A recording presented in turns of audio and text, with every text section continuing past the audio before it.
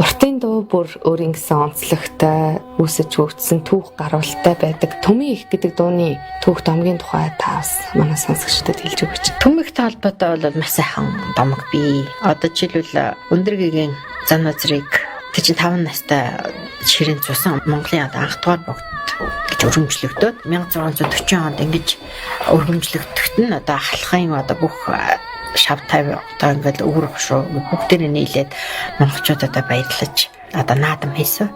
За энэ наадамд бол Тархан Чингүн гэдэг хүн азарганы одоо морь төрүүлж ирсэн одоо их насны морийг хараад Төмөг гэдэг дуу зохиосон гэж Ахлах тавчан гэдэг одоо номд бол бичсэн байгаа.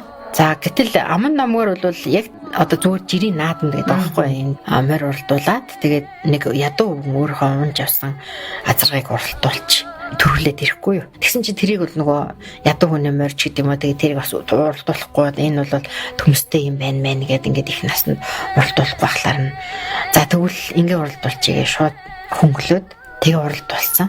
Тэгээ тэр морь нь одоо туслуулж тавьж ирээд төрүүлж ирээд тэгээд мэдээч одоо үхэн штэ тэгүнгүүт нь тэр өвгөн толгойн нүгэр дээрээ тавиад одоо унагтаа уйлд байхын одоо хүмүүс хараад өрөвдөөд тэрийг тэр ноён хараад тэгээд энэ одоос энэ цагаас хойш одоо ийм байдал гарахгүй азаргаан тусад нь уралдуулд ихнэсийн тусад нь уралдуулдаг болёо.